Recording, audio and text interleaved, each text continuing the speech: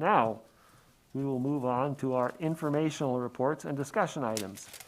And our first item is a calendar committee update. Superintendent Kingsley, would you like to introduce that? Yes, I would. Thank you. Members of the board, members of our community, we are joined once again by the co-chairs of the PST Calendar Committee, Principal Melanie Mirzwa and Principal Alicia Bono. Tonight they're here with a follow-up to the Calendar Committee work that was discussed at our last board regular business meeting. Prior to them starting the presentation, if I can just set some high-level context for our discussion here this evening, the spirit of this presentation is to receive feedback from the board. It's a discussion. We're not bringing anything for you tonight to vote on. We are focusing on this particular presentation on fall break for the 22-23 school year. I also want to tell you that we're going to be able to provide you some high-level data regarding our recent calendar survey that went out to our families. Our district is incredibly enthusiastic, but also a little overwhelmed with the response rate. We had over 8,571 responses to that survey, which, as you can imagine, is an incredible amount of data, right? So to do that data justice, tonight we are going to provide some high-level trends in high-level trends and things for us to pay attention to. But we are intending on coming back to this board later in the spring with a deeper analysis of that data, as well as updates in terms of how that intersects with our district's negotiations process. So I just wanted to provide you that as a high-level update to set some context for our co-chairs to present to you this evening. Mel and Alicia, welcome. Yeah, thank you and welcome. And I just want to, the 8,571 responses is tremendous. We really appreciate that input from the community. Thank you all very much. Yeah, thank you so much for that introduction.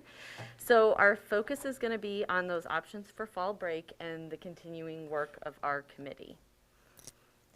So as Superintendent Kingsley prefaced for us, tonight we will give an overview of the calendar survey specific to the responses related to fall break. And then we will also be revisiting the options that we had given regarding a one-week fall break for the next school year, and also providing a recommendation from the calendar committee. Okay, so just to review what the calendar committee does. We developed that year-long school calendar with stakeholder input, and we're held by certain parameters such as our school funding, law, and then our employee agreement as well. Our committee is comprised of parents, staff, and community members. So as you see here, and was mentioned just now, 8,571 responses, which is remarkable. We were really pleased to see that many people took the survey. Remembering that the long-term goal of this survey was to really gather that long-term input to make decisions moving forward, with the goal of also doing a survey every 2 years to continue to get input from our community. Remember, this survey was open to the entire community. Most of the responses came from parents and guardians, and we did have 500 middle school and high school students also respond to the survey, which is a really nice end count. We will review these results in depth. We really want to make sure we take the time to dig in. Our next calendar committee meeting is January 24th, and we want to do justice and honor the time that people took to provide input and give a lot of really insightful comments. And so we will be back here in the spring, and then also once we present a full analysis of the survey data to the board, that will also be posted on our website. So the calendar survey input we collected was on priorities that we could currently do within our current parameters. So things like the length of fall break and winter break, the start and end dates of the semester and the school year, maximizing instructional time prior to our standardized testing window, alignment with the CSU calendar, all K-12 students being on the same instructional calendar, which is something we've discussed as a committee over time, and then that partial week for the first day of school. This is just a precursor again to remind you of the 3 options that we brought in December. remembering the first option that you have also within your Novus packet, that the public can also see at home, is the originally approved calendar. Option 2 was moving the building workday from November 11th to before the start of school, and starting school one day prior to the original version. And then option 3 was leaving that November workday in place and starting school 2 days earlier than the original option. So we wanted to show you some calendar survey for just the fall break interest. This has a little bit more information in it, but if you look at this chart, people were asked to rank their first priority, second priority, and third priority. And so these are the top 3 responses for first priority, top 3 responses for second priority, top 3 responses for third priority. And you can see that we highlighted there where fall break, where that kind of fell into all top priorities. So we felt like interest was consistent across all subgroups. And not surprising, you can kind of see in priority 1 there, we're still dealing with heat as a top concern. And so our calendar committee will continue to consider that in all decisions moving forward. So then if you recall the survey after the priority rankings, and we asked kind of if-then statements. And so the one pertaining to fall break said, would you be interested in a week-long fall break if it meant? And so the majority, a pretty high majority of respondents were not interested if it meant winter break is shorter, which obviously you saw in the previous slide was kind of priority number 1 of keeping that where it is. They also were not interested if first semester then was extended past winter break and into January. The majority of respondents are interested if it means beginning the school year 2 days earlier or ending 2 years later. And if you recall from our conversations a month ago, we did not draft an option making the calendar adding 2 days in May due to the 360 hours of seat requirement in the first semester to make sure that that stayed stable within our current parameters. So also as a result, we had some findings that we know are going to take further consideration as we move into that 23-24 calendar year.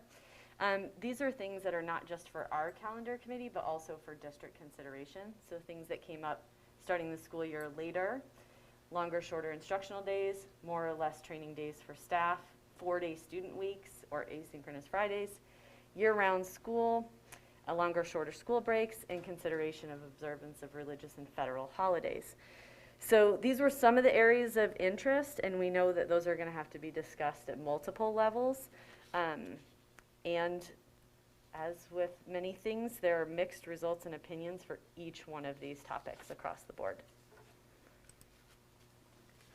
The board requested to see attendance data, and so Lauren requested from IT to pull attendance data from our most previous 2 full school years. And so you can see the student attendance data for the Monday and Tuesday prior to Thanksgiving break for those 2 years. If you recall, we had an incredible snowstorm in 2019, so we don't have data for that Tuesday. And then here is the attendance data for those specific mentioned religious holidays. The ones where you see a dash, you see a time span because those are multi-day holidays, and so it's showing the least attended day to the highest attendance day rate. Yes, and I'm sorry, I forgot to mention, so I might answer your question. The average daily attendance rate per semester within those 2 years was 92 to 93% across the district. So that's the average for you to use as a benchmark. DJ, did you have a question? Yeah, I was just wondering why going from like the Good Friday down, the data switched from 2019 to 2020 instead of 2018 to 2019? There was a reason, or? So they were just counting back, okay. Thanks.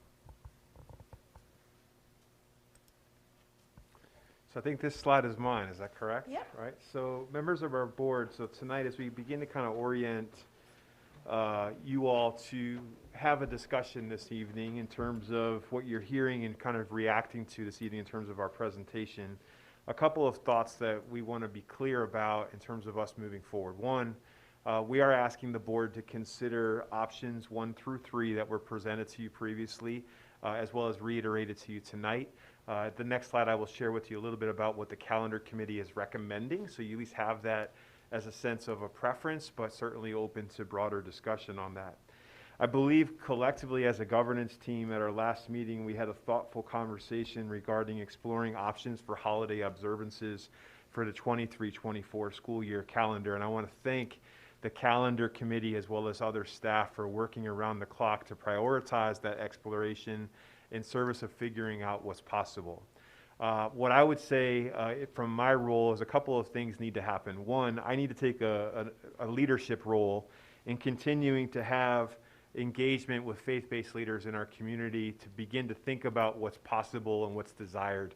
I've had some success with that, but there's still room for me to grow, knowing I've only been a part of our community for 6 months, so I'm really eager and excited to double down on that collaboration in the months ahead. But I just wanted you to be aware that there's more conversation that's needed before we provide any formal recommendation to the board. I would also say that we also have to think about, as we look at the data, making sure that we're adhering to the laws of our Constitution, both at the national level and the state of Colorado, to make sure that we are adhering to the Establishment Clause in terms of the separation between what we're doing from a legal perspective and not necessarily endorsing any particular religious beliefs through various decisions we may be asking you to make. And so we'll need to have some continued dialogue with Policy and Legal Counsel and with our community members to make sure that we're providing you a thoughtful presentation and or recommendation in the future. What I will share with you, something that we can do, and I anticipate doing this quickly, is codifying through a superintendent policy that we need to take a hard stance across the district around ensuring things that are extracurricular in nature, that are above and beyond the role of our core business that's happening during our school day. We really need to be respectful of our respective community members who are observing the various holidays and not put them in a position to have to choose either participating in a school event on those days or choosing to observe their various respective religions. And so I'm working with staff now on putting together a superintendent policy and drawing a hard line on that particular thing to be effective moving into the year ahead. We have some schools that are doing an incredible job of observing this already. I want to name that, but we also have room to grow in this space in terms of being inclusive, being aware of when these holidays are, and I look forward to working with staff and providing a really strong communication strategy to our community, as well as our internal stakeholders, so we're all aware of the rules of engagement, for lack of a better way of explaining it. If you go to the next slide, please. Sure, Nate, go ahead, I'm sorry. When you're developing that superintendent policy, I'd also request that we make sure that we're on firm legal ground with the Establishment Clause, because I think that could be just as much of a minefield as talking about taking days off of school with respect to the Establishment Clause. Thank you for that feedback. We will make sure that we do that and update the board prior to anything becoming a formal policy. The following slide that I, again, just want to reorient you to the three options that have been shared with you on numerous occasions, and just highlight and just draw and orient your eyes and attention to option 3, where there is a 5-day suggested fall break, same holidays as this year, but begin our school year next year. Again, this is for the 2022-2023 calendar, that we would begin next school year 2 days earlier in August. That is the recommendation of the committee. Again, we're not asking you to vote on any of these options this evening. We're just seeking your feedback. Mel and Alicia, are there any other slides prior to having the board engage in thoughtful dialogue? This is just really our question at hand. And we just wanted to point out, if the board is interested in modifying the currently adopted calendar, it'll be brought to the board for action at the January 25th work session. Thank you very much. Thanks for presenting that, and thanks for all the work that goes behind it. I know there's a lot of competing interests to try to balance here, and we appreciate your thoughtful work on that. So, it looks like Carolyn would like to lead the conversation here. I just wanted to know, if we do decide to start school 2 days earlier, I'd like to know a little bit about what the heat's been like in the past few years. You know, I know it's not an exact science, but, you know, I'd like to know kind of what the heat has been like when kids have started. Will there be, I just want to understand if it's going to be a significant difference or not. Okay, I think, Lauren, since Brian had to step out for a minute, if you want to address that, that's fine. If you just want to take that as input to what comes next, that's also fine. So we can definitely take that as input and look at that going forward. I would also say, I don't know if Brian is prepared to speak a little bit to the mitigation strategies that are in place for heat in buildings early in August that would be in place going into this next school year as well. That might be helpful for this part of the conversation. All right.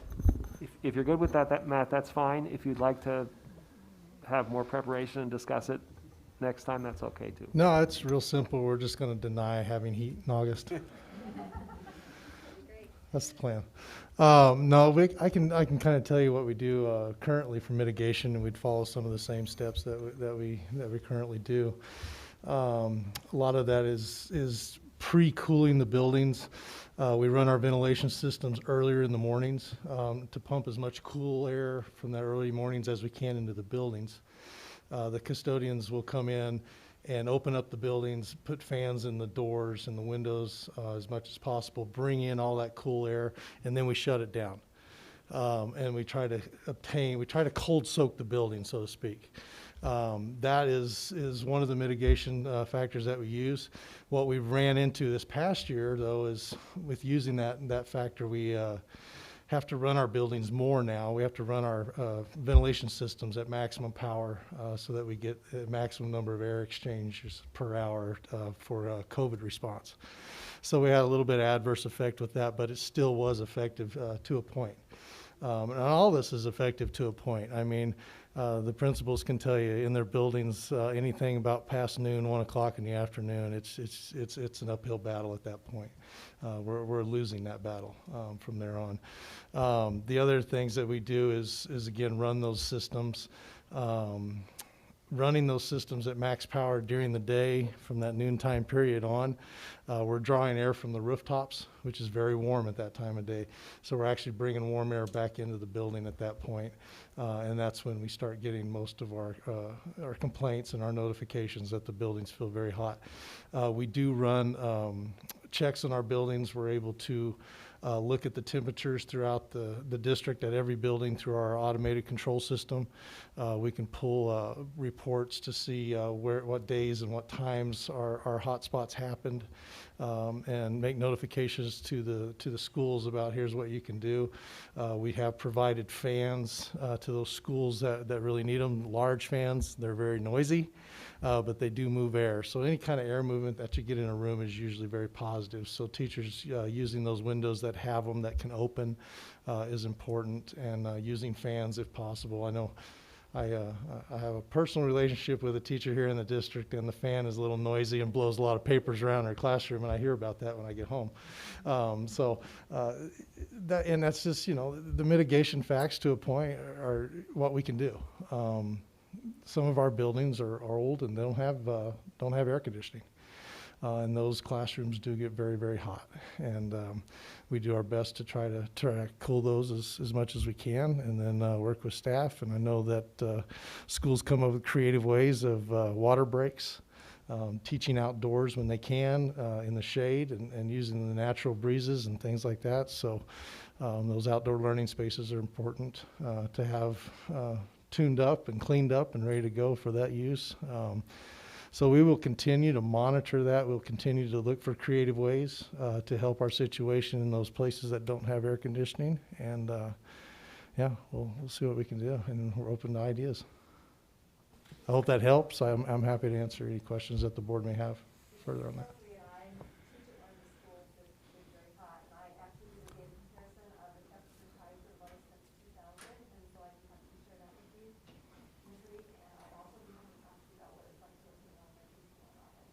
Well, we welcome you sending us that information. Just send it to boe@psdschools.org, and we'll all have a look at it. And if you have some commentary to go with it, send that too. And we can also provide some trend analysis in comparison. So. Thank you very much. Other comments from the board? DJ? I have a comment and a question. Actually, the first question is, I'm great to see your guys' recommendation. I just wonder if you could explain how that one won over two of, moving 1 day versus 2 days earlier. There were a couple considerations. One, just looking at those survey results, seeing that the 2 days were of interest to the community. Two, the fact that if we didn't keep that BW day in November, that gave us, I want to say 5 weeks that were 5 full 5-day weeks. And that's atypical for any other kind of period within the calendar. So we felt like if we take that out, then that doesn't provide that kind of just different week within November. So that was the reason that some people moved to that. I will say that we did have members who kind of felt differently. So there was some interest in 1, there was some interest in 2. It's just that 3 is where we landed. Okay, and then the second comment, I guess, that I had was with the winter break then is we're coming back with basically 2 days of just hanging out the end of the week, coming back. And I really kind of wondered if that was going to have a problem too. And then I also had the thought about our PD, if that could be a PD time and the students still don't come back yet. But at the student advisory, since I just had that last night, I went ahead and threw that up to them, and it was interesting to get their feedback. Again, our group is 8, so keep that in mind. But it was, a lot of them thought it didn't matter as much because of the fact that you're just going over the syllabus, you're starting your semester up. So they feel like that there probably will be kids missing it, but they didn't think that was a big deal because of what is done during those days. I just kind of wonder if coming back and having those 2 days is something that we could maybe look at too. But I appreciate all the work you guys have done, and my personal, I lean towards the 1 day earlier, but mine was more of just because of the heat aspect that we do run into quite often. So that's all I had. Thank you. I can add just a couple of things to that. I do know that over time, as we've talked with our committee, one of the preferences both in August and when we kind of return from that longer break is shortened weeks, just because that kind of gets us back into the flow of things. So that's kind of just another perspective, but I wrote that down for us to also look at as we're considering that 23-24 calendar, make sure we pay attention. Thank you. Jess?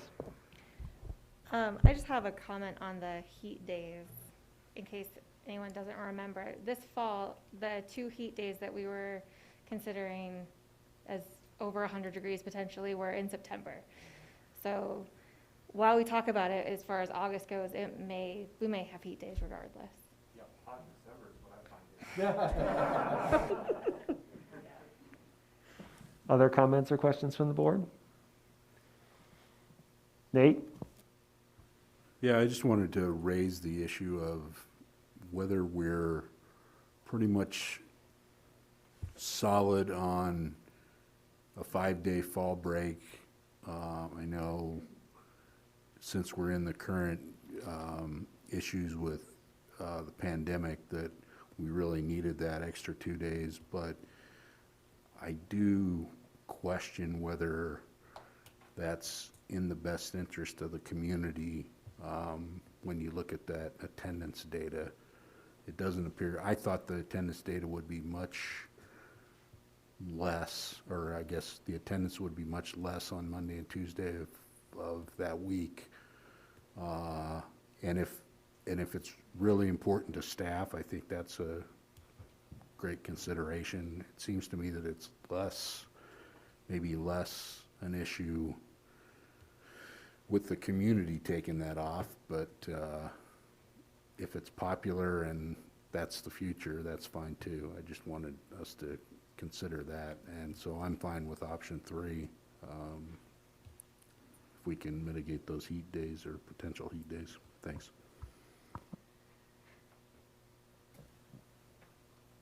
Kristen? Well, going back to the Student Advisory Council last night, the 5-day November break was a hit. Everybody really appreciated that. And from what the students were saying was that not much was happening on the Monday and Tuesday. It was sort of prep for break. And so they felt like it was actually really good use of time to have off so that you could, like, you worked all the way up until Friday and then you were done. So that's what they were saying. I guess I'm kind of leaning towards option 2 myself, just because as I'm looking at the calendar, I know it's 5 weeks in between without much of a 4-day week in there, but then you get the 5 full days. So I feel like, yeah, it's a little bit of a longer stretch there. You've got 1, 2, 3, 4, 5 until the first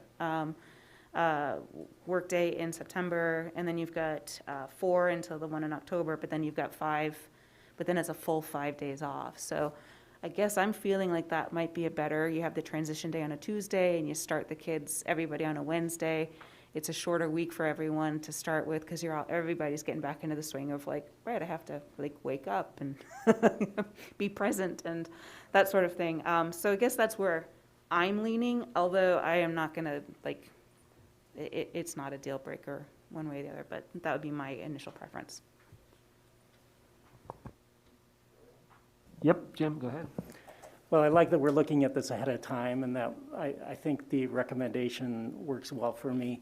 I think to expect that a year from now, all our staffing problems are going to be resolved and that COVID is completely gone and everything is back to the way it was 3 years ago is maybe just a little optimistic, at least for me. So I like that we're dealing with this in advance and really looking at this. Either 2 or 3 works for me. I don't have a strong preference. Anybody else want to comment? I know everybody has. Does anybody want to make another comment? Okay, I will say that I'm open to either 2 or 3. I sort of frankly defer to the judgment of the, or I guess the majority, if you want to call it that, of the committee, which is I assume what this represents. So I'm open to your guidance on that. I do have a couple of questions, though, on what you presented, and maybe this is more appropriate for when you come back with a more, well, I know part of it is more appropriate for when you come back with a more of a deep dive on the survey. The first one may also be.